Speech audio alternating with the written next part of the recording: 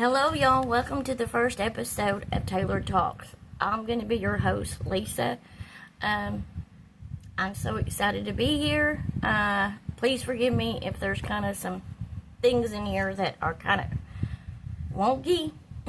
In our first episode, hopefully things will get better as we go along. I'm new at this. I'm kind of nervous, but I'm trying not to let it show. But I'm sure it's probably going to show. But we're going to try and get through this. I'm kind of excited about doing this, y'all. It's something I've wanted to do, something I've thought about for a long time. So, here we are, and I'm hoping you guys are going to enjoy it. Please remember to subscribe. Hit that little notification bell beside where it says subscribe. That way you'll be reminded every time we upload a video here. Please remember to give us a thumbs up. That helps us as well. And hopefully many other people will get to see this. I don't know about YouTube's algorithm, especially for this being me. Our kind of first time here. We're just getting going. Let's see how that goes with Mr. YouTube.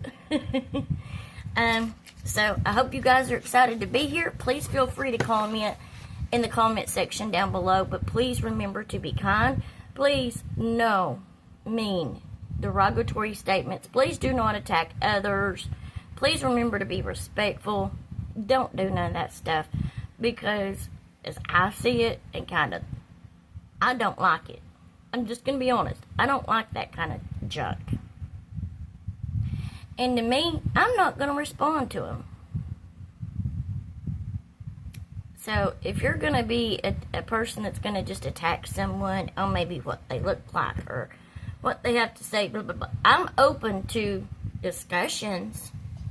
But if you're going to go into just attacking someone, that ain't going to work here.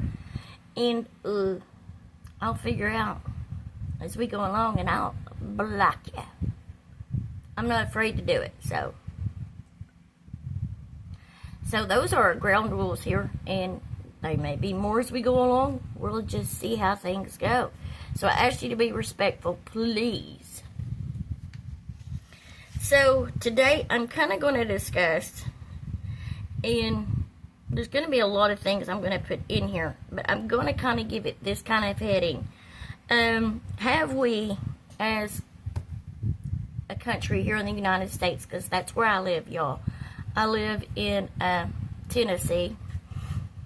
Have we, as a nation, gotten away from what our founding fathers put in the Declaration of Independence and the Constitution? And that was kind of founded upon our Judeo-Christian beliefs and founded upon the foundation of God. I know we've had other things added to that, and I'm going to be completely honest with everyone here. I am a very Christian person. I do believe in God. I believe in Jesus. I believe all that. So, I was raised in church pretty much my entire life. My papa was a preacher. My great uncle was a preacher. My daddy preached for a little bit, so yeah. I was just, it was something I'm very thankful for. I'm grateful for that. And I want to talk about kind of Planned Parenthood. And there were some things I found as I was kind of researching this stuff. And there were some things I found out I really didn't know. And I'm learning more as I go along. And I'm willing to share that with you guys if you are interested. It's going to let me know. But I did not realize, y'all, that up to 70% of the women who walk into abortion clinics are in church or are affiliated in some kind of faith. With some, and by that I mean like Catholic, Baptist, Methodist, Presbyterian, and I don't mean to leave anyone out. It's just I'm going off the top of my head right here. So that to me is like, whoa.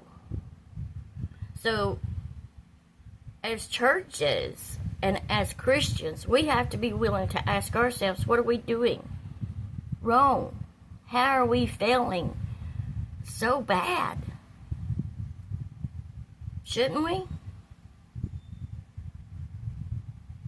And to me, is we have sat back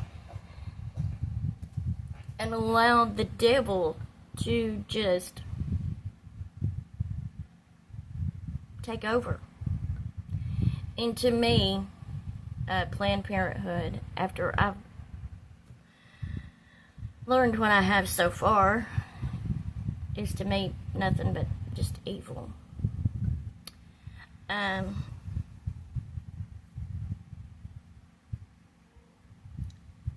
And how much more are we as Christians willing to just letting it go? We all say there's, we're like, well, what can we do? What can we say? Talk about it. Talk about it with your kids. Talk about it with your grandkids. Talk about it with your nieces, nephews. There's so much you can do. Because if we can change one person, then that's amazing. Then maybe they can change one person, and then it just becomes like a chain reaction down the line. And there's so many places and things that are out there. I know there's like natural womanhood. There's so many other places out there, guys, that are fighting the fight in the pro-life movement. You have Students for Life. You have, I'm not meaning to be disrespectful. It's just, I cannot name them. I'm just going by muscle memory in my brain. But I ran across a lady, in some of her videos that are on YouTube, Abby Johnson. She is a former worker within Planned Parenthood. I believe she was there for 8 years. She got awards. And you feel free to look her up. You can put her, just Abby Johnson, A-B-B-Y, Johnson, Johnsson, in the search bar here on YouTube. And it should bring up a lot of videos about her. Her story is very compelling. It's interesting. I mean, it really wrote me in. And it taught me a lot of stuff I didn't know. And probably because I never heard someone who had worked inside Planned Parenthood and knew really what they done. Because I'm going to be honest, y'all, I've never went to Planned Parenthood ever in my life. I never had a reason. I've been married 16 years now. I've suffered 6 miscarriages. Those were really hard on me. I wanted nothing more in this world than to become a mother. And there's still times I struggle, even at the age I am today. I'm past the age of being able to do that. And I feel like a failure. I felt like a failure then. I feel like a failure today.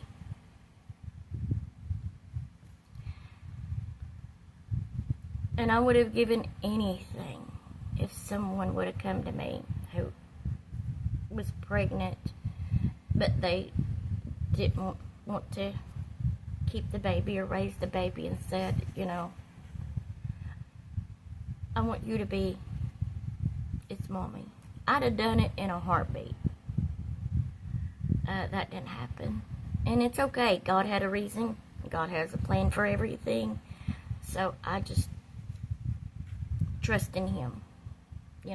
But we're all human and we want things in our time. That's just who we are. That's who we are. We always want things in our time. We are an impatient creatures. That's who we are. And I know God understands that. But I'll understand it one day. and it's okay. But I'll see them when I get home. So she was describing the abortion procedure, and I know Planned Parenthood, they actually know the guys also of like they do women's health, like they do, like they'll say like mammograms and ultrasounds and all this. No, y'all, they don't do that. They don't do mammograms. You know what they do? They do like a breast exam that we as women can do ourselves at home. That's it. They don't give you a mammogram. Number one. They will put you on the pill, but I'll tell you this, the pill is not really effective because there's been a lot of pregnancies.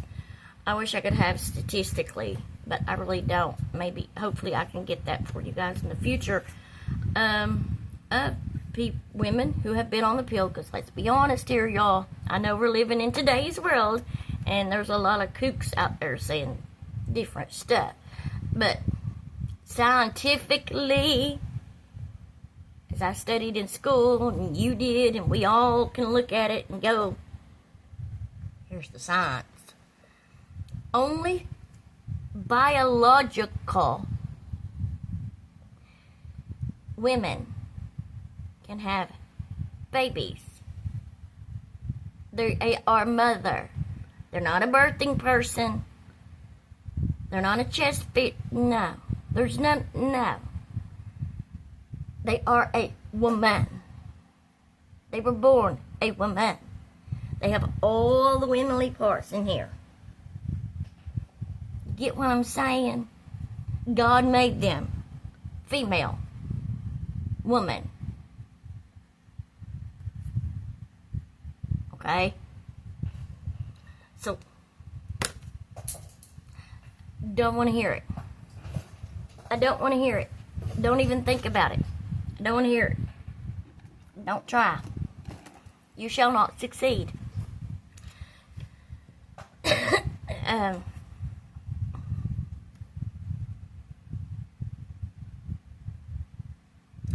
They put them on the pill because they know it's going to fail. They know it's going to fail. And they are in our schools. Planned Parenthood has worked their way into our schools, public and private schools. So they are in your kid's life pretty much from kindergarten. But y'all didn't know that. All through school. All through it. And I can remember when I was in school, they were there. And we heard about birth control and contraceptives and all that. Trying to think, by 6th grade, at least, but it's even earlier now. And I'm 47, y'all, and I graduated high school in 95, so what's that tell you? But they want your kid to get on the pill because they know they're going to fail. Plus, y'all, I'm 47 years old. I am on medications, daily medications. Like, I take a thyroid pill. Yeah. And I'm on some other medications, but I'm going to use my thyroid pill for, like, an example, okay? So, my thyroid pill. I don't remember to take that thing at the same time every day. Because there's sometimes I might sleep in. Then there's sometimes, you wake up, you're busy, maybe you've overslept, you're running behind, and I'm supposed to take it before I eat anything and wait before I eat. There's times I don't do that, y'all. Do you think a 13-year-old's going to remember to take a pill at the same time every single day? They're 13 or 12 or whatever age.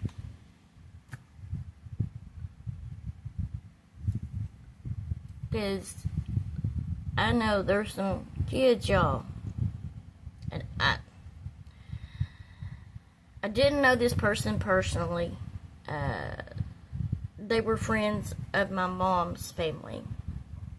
And the girl had a kid by the time she was 12. And I know that can happen. So I'm just using 13 as just kind of a number. But they're not going to remember that, y'all. Guess what? The people at Planned Parenthood and all those people behind it, they know that. They are counting on it. So that by the time they are active sexually, and you're going to find there's words I'm not comfortable with. Because I'm your typical Southern person, lady. I was raised that way, and there's just things I'm not very comfortable with. But I'm trying to overcome that because these are important discussions. And that's a lot of the problem too, is we're uncomfortable so badly with things that we've got to kind of break out of it a little bit. So that's what I'm trying to do here. So by the time they're 15, 16 years old, they will have had their first abortion. And I know there's been a lot of, Roe v. Wade was overturned and the power was put back into the states and the people's hands for us to choose each state's abortion laws and everything, which I'm grateful for, but there's still work to be done. We've got to change a lot of people's minds, because I'm sure you've heard it from a lot of women, no matter what political side they are on. You've heard it. My body, my choice. But for me, here's my response to that. That baby is a body. And its choice is to live. It is your body. And you made the choice. You knew what could happen. Because we're taught that in the early science in school when we're really young, how that happens. It's not a mystery to you. It's not a mystery to anybody. And that's why I urge parents, moms, dads, sit down with your daughters and your sons and have these discussions. Do not be uncomfortable. We have to. We have to stop this. That by the time they're 15, 16, because they're going to Planned Parenthood to get the birth control pills. And I don't want to talk about the side effects of all the... I know there's the shots, there's the rings, there's side effects to all that. I know the one shot starts with a D. It causes a disease. And then you're put on medication for the rest of your life. They're not telling that, are they? Do they give you that information? No. Why would they? Because it's going to affect their bottom line. That's why. So by the time they're 15, 16 years old, sometimes maybe younger, Lord help us, they've already had their first abortion. And if you notice, we don't call it a baby. And it irritates me. It's a clump of cells. You know what, y'all? By 12 weeks, 12, that baby has everything. Organs, the whole shebang. Just like you. Standing there saying, my body, my choice. That baby has everything you have. Guess what's the difference? You've already had the chance. You have been born, and you're writing your story in your life.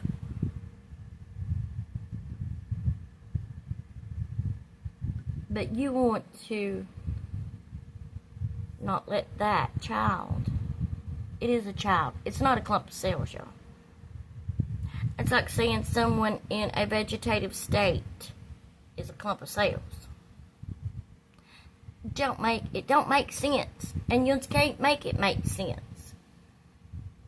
And I've noticed every few years there's a different terminology they want to throw out. It still don't change the fact that it is a human being. Because there's not a woman on this earth in the time that earth has existed that she's not giving birth to a human being. It's never been a cat. It's never been a dog, a bear, a rat. It's always been a human being.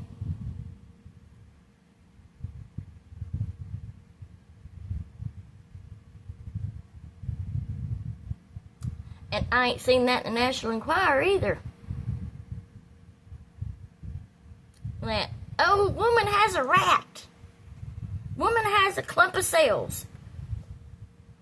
Because trust me, it would be on the front pages of the National Enquirer. I don't even know if it's still in operation, but in my day, that was a big thing.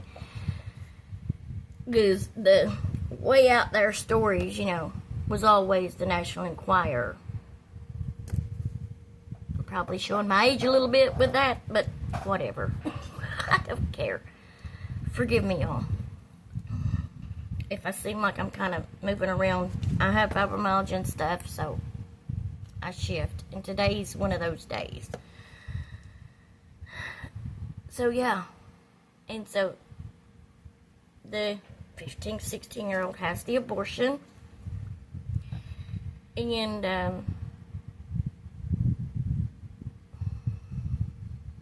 the doctors don't really talk to him, y'all.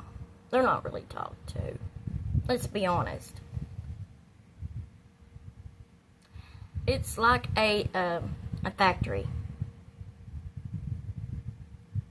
And they know how much to charge. And the reason they do the ultrasound is so they can measure the baby as to how much to charge the lady, the kid, the teenager, the juvenile, for this abortion.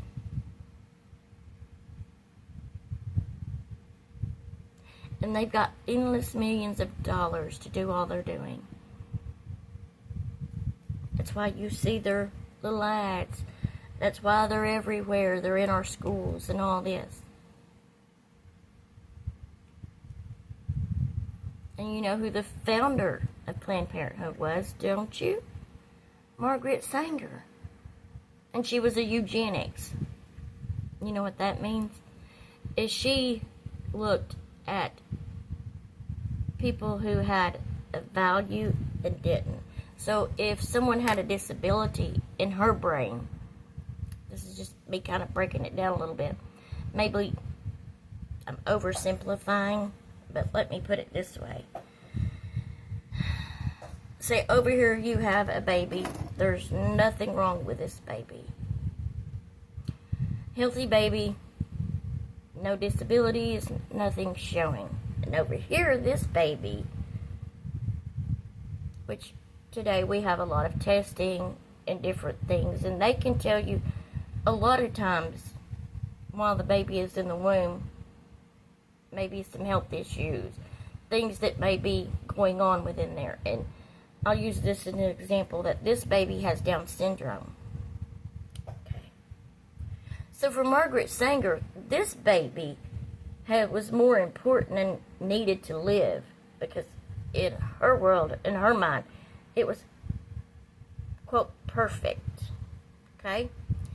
But this baby who unfortunately has Down syndrome, it's not perfect. It don't deserve a life. It don't deserve to live. And also, y'all, did you know she was a racist? She didn't believe in, she believed white people were superior above any other races. So if you were Jewish, you were less than. If you were an African American, you were less than. If you were Asian, you were less than. If you were Japanese, you were... Do you get where I'm going with this? She is the one who created Planned Parenthood.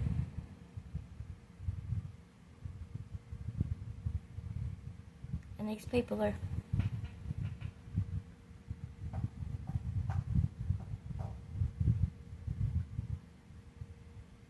But Hitler is bad. Woo! And if you ask anybody, who's the worst human being that ever lived, what would you consider the most evil?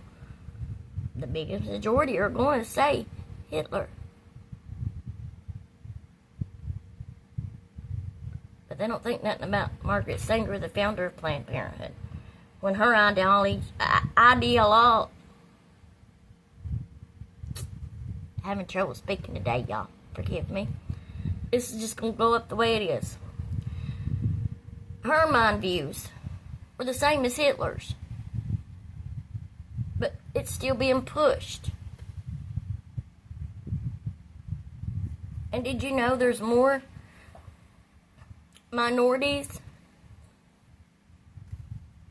that are having abortions? It's doing everything she wanted it to do. And people were so blind. And people were so stupid. Forgive me, but I'm being blunt here. That people are still listening to it.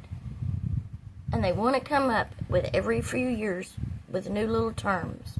Because they find that the little term they were using before, it ain't working the way it should. And then they want to talk about consciousness. Oh, well, you got to be aware.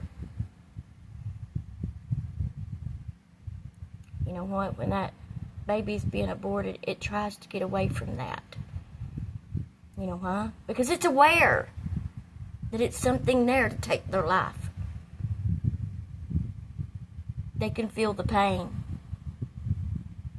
It is aware. It is conscious.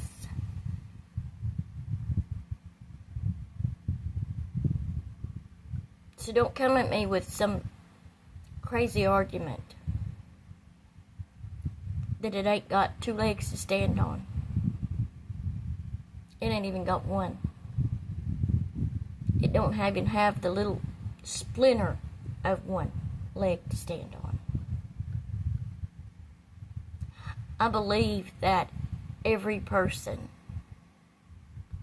should have to see what an abortion looks like. Maybe then you might change your mind.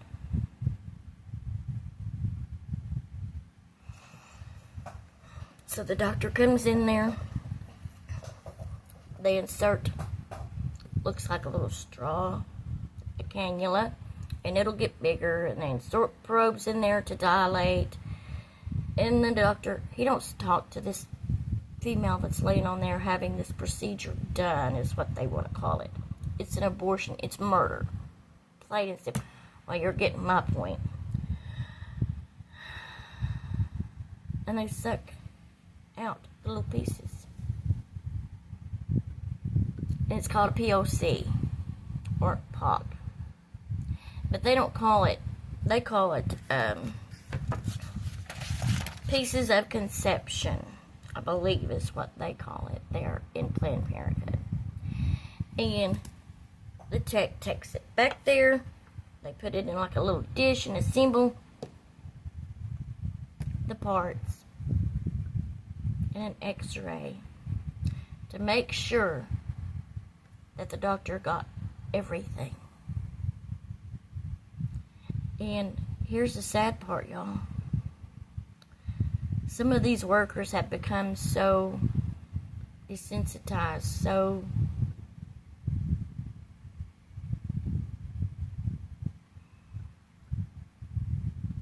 unaware of really the evil work they are doing. Because to me, it is of the devil. They've been deceived by the devil.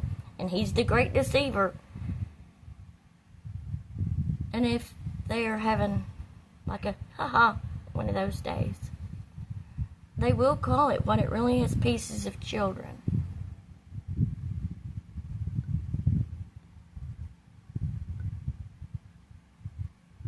Look at your child. Look at your grandchild. Look at your niece or your nephew or your godchild.